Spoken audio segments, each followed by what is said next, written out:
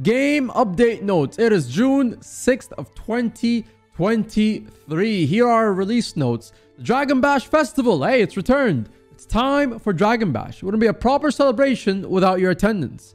So join us in Holbrook for another moot for the ages. There'll be racing, food, songs, tests of strengths, and most importantly, ale. Well, not for me.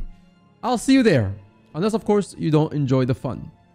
So, join the celebration. Celebrate Tyrion's resistance against the Elder Dragons while engaging in a variety of festival games, including the famous Dragon Arena making its return, where you can show off your dragon fighting prowess against lifelike holograms in the Dragon Arena, or challenge a more difficult gauntlet in the Dragon Arena Survival.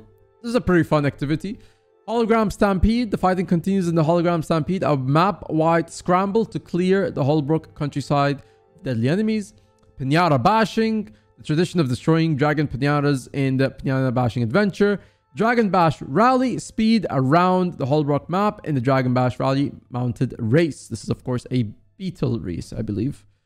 MOA Race. Tig's famous racing MOAs return to a MOA race event. Put your Zytafi on the line and cheer for the winner. Nice. Some gambling over there. Festival Meta Achievement returns. The annual Dragon Bash feats has been updated with a new reward. The holographic Dragon Plate Chest Armor. Okay. Last year's was the Greaves, and that can also now be purchased from the Dragon Bash merchants with, of course, prizes related to the festival. A new Dragon Render weapon set crafted in the Norn tradition is now available. You'll receive your choice of weapon by progressing the Dragon Bash Feats Meta Achievement, and you can acquire additional weapons from the Dragon Bash Festivities Weekly Achievements. Nice. 4 new Candy Pack Dragon weapons are now available as rare drops from the Dragon Coffers. They can also be purchased from Sparking Stone, a Dragon Bash weapons vendor in Holbrook. So a lot of these, of course, you can access them through achievements, and then some of them are accessible through the vendors, and the ones from last year can also be now pretty much bought in. The ones that you'll have to do this year are the achievement ones. 2 new minis, the Mini Duckling and Mini Mountain Sheep, have been added to the Dragon Bash Rewards vendor.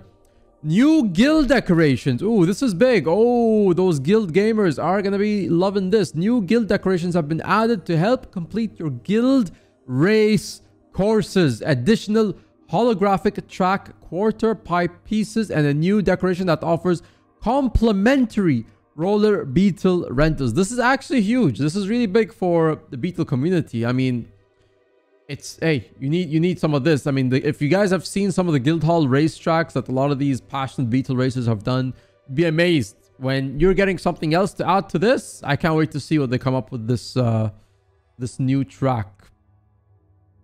All right, the party rages for 3 weeks, so from June 6th until June 27th at noon Pacific. Get bashing. Oh, wow, only 3 weeks. It feels like they're kind of making them short now. They used to be 4 weeks before. So they added a new title as well, Community Drift Master. That is big. Community Drift Master. That's actually nice. Usually these are titles that are reserved only for ArenaNet sponsored tournaments. To be able to have it now for everybody else who can, you know, achieve it and acquire it, that's actually pretty fun. All right, General. A new general game option, Hide Ally Visual Effects, has been added. This allows players to hide many of the visual effects created by other players who are on their team.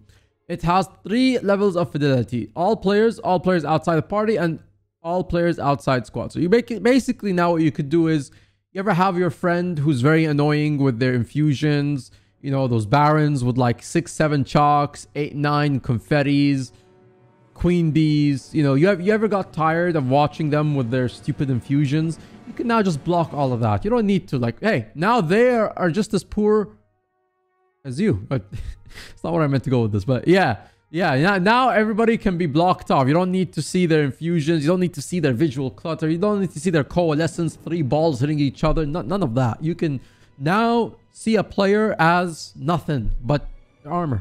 Nice.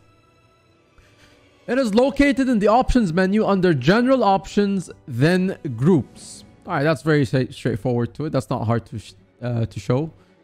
This does not hide effects created by enemy players. For example, in PvP or WvW scenarios, players on opposing teams will display all their effects regardless of these settings. All right, so I guess in PvP it doesn't really matter because they're anyways blocked off in PvP, most of them. But in World vs. World, I guess in World vs. World, it's out of the question.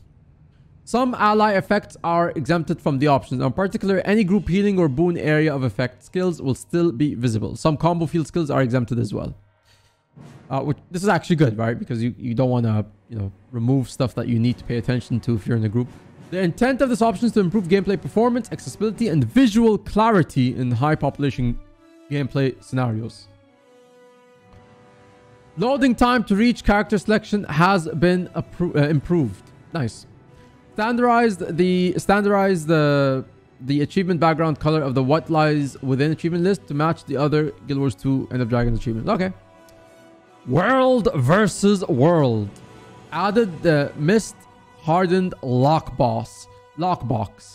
This reward is available from completing WvW dailies, the weekly WvW meta achievement, and as a drop from Tower Keep and Stone Mist Castle Lords. The Mist Hardened lockbox keys, which are required to open the lockboxes, are available from each individual WvW weekly achievement and can be purchased from a new vendor. Finally, more stuff for World vs. World. This is actually a World vs. World update.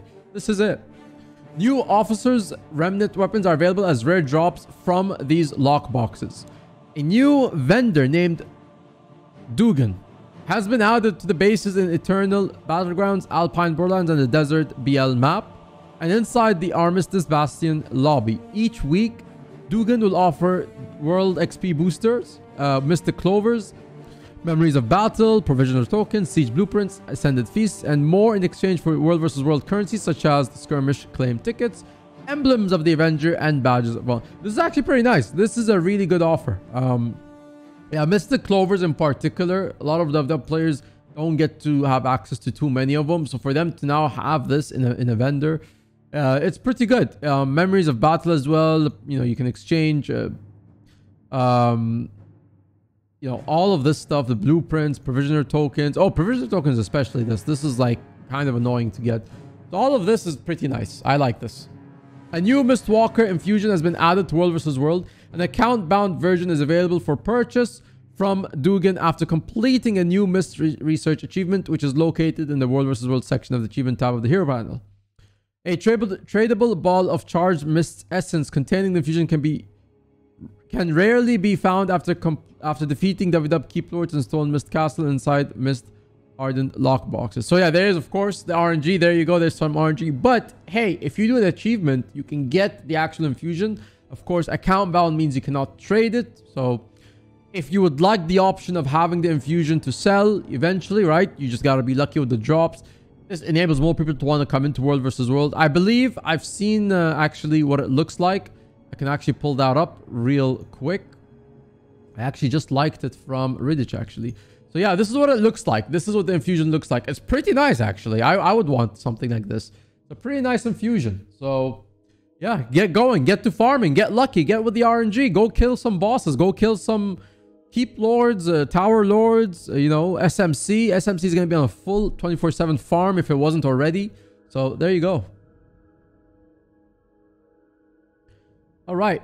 Adjusted the method used to award kill credit to support players to make their kill rewards more on par with damage-focused players. Finally, this seems like it's been forever. It's about time, but hey, never too late to, I guess, introduce something like this. Yeah, so usually what tends to happen is a lot of support players, when they're charging in the Zerg, the damage players are getting all the kills, and some of those don't get credited towards the support player because, they're supporting, they're pushing with the support and trying to make sure the other players in the front aren't dying. But this also leads to them not getting maybe credits of all the kills that's happening if you're killing the other Zerg and getting them as free farm bags or something, right? So this allows now the, support players to actually have some of that credited towards them. To reward players for partial progress in the World vs. World weekly achievements, the WvW weekly meta achievement has been split into 2 tiers, awarding 4 gold for each tier completed. 8 gold is pretty good actually. Each tier requires 3 completed achievements for a total of 6. That's honestly not too bad. It's honestly not too bad. 8 gold is not too bad. I mean, it is a weekly thing, so, you're not getting 8 gold every day, but it's okay. With these other things that they're adding in, it's actually increased more money making for World vs. World. The Invulnerable Fortifications Guild claiming tactic has been renamed to Siege Dampener. Okay, well, the structure integrity effect applied by this tactic now reduces incoming siege damage to walls and gates by 66% for 60 seconds rather than making them completely invulnerable. Oh, okay, this is going to be very interesting now. You know, I mean, I didn't feel like the invulnerability, depending on the situation, can make things difficult, especially if you have, I think, what was it before, like a minute, or sorry, 30 seconds before you can like re-siege the wall or anything. So now it's still, you know, 66% less damage, but still, you know, I think it will change up a little bit of things, especially when you're like defending with, you know, you're a big Zerg attacking a keep that's being defended by also a big Zerg. They can't, you know, stall you for like a minute now. Like, they still get damage. Reduce the cooldown of the emergency waypoint guild claiming tactic from 30 minutes to 20 minutes. It's actually going to spawn more counters now. Structured player versus player. Legacy of the Foefire. Fixed an issue that prevented players from interrupting the guild's Lord healing skill. The Defiance bar will now only be active while the skill is being cast. Oh, interesting.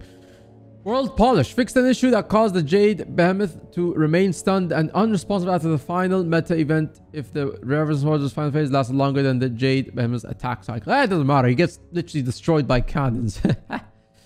Doesn't really matter. It intensified the damage reduction provided to the Ravenous Wanderer by its haze-made form protective effect. Okay. Intensified the damage. Okay, yeah. Remove the Jade power charge cost from the air filter vendors in the Galadelph. Text referencing this cost will be updated in a later release. Okay. Fixed an issue that allowed players to loot the Silent Sands jumping puzzle chest in Galadelph without completing the puzzle. Ooh, I didn't even know this was happening. Oh, well, they're getting banned. Maybe not. Personal story. Timey will now have a delay when asking for big money or needing a new pair of shocks during the emotional release story chapter of What Lies Within. Players who are not the party leader can now view lore conversations at the end of the full circle story chapter of What Lies Within. Rama's incantation will now finish fully before the next dialogue plays in What Lies Within.